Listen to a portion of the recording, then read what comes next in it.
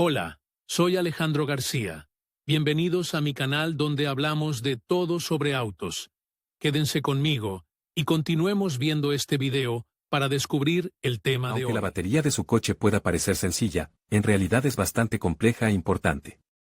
Cualquiera que necesite ayuda comprende el papel vital que desempeña la batería en el funcionamiento y el mantenimiento de su coche.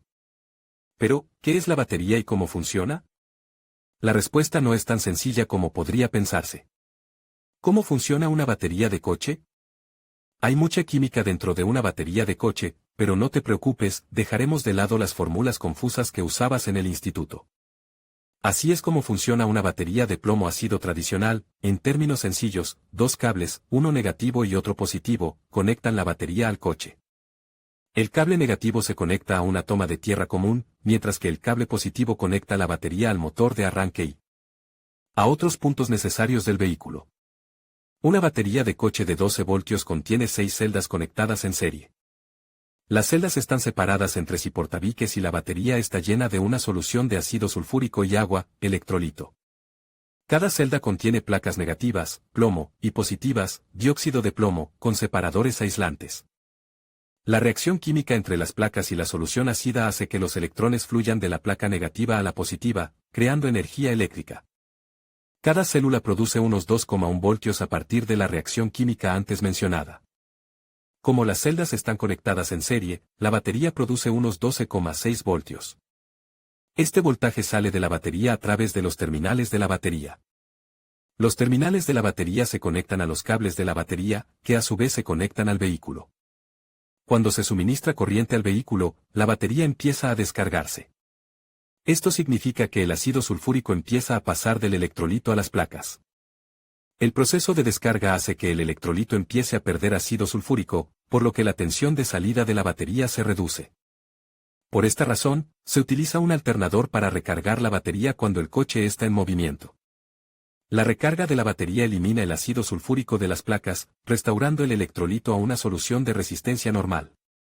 Las baterías de plomo ácido se denominan a veces baterías de almacenamiento, porque se descargan repetidamente y tienen que ser recargadas por el alternador. Clasificación de las baterías de coche.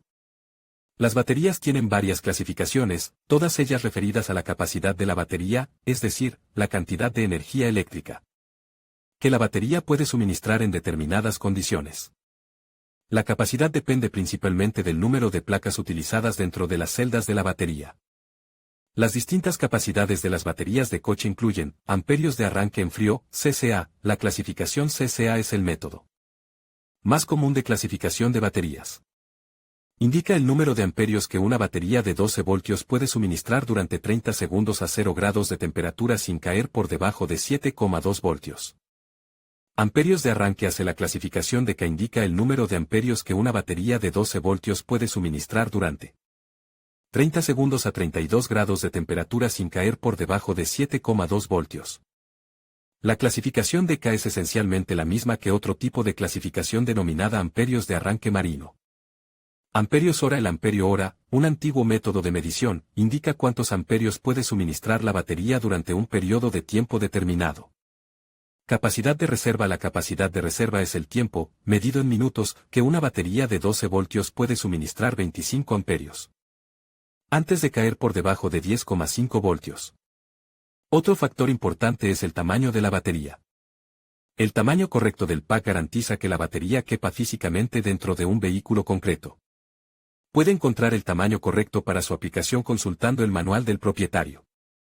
El tamaño del pack también estará indicado en algún lugar de la batería. ¿Qué hace una batería en el coche? La batería de su coche tiene dos funciones principales: hacer funcionar el motor para arrancarlo.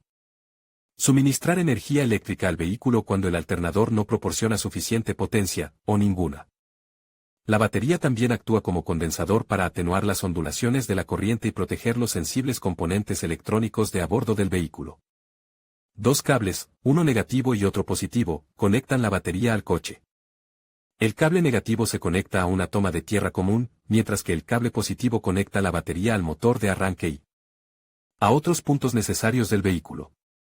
La batería de un coche es de K o de CC. Algunas personas se preguntan si una batería de coche produce corriente alterna CA o corriente continua CC. La respuesta es, las baterías de coche siempre producen una tensión de DC. El alternador, en cambio, produce tensión alterna. Por eso el alternador debe contener semiconductores, llamados diodos, que convierten la corriente alterna en corriente continua.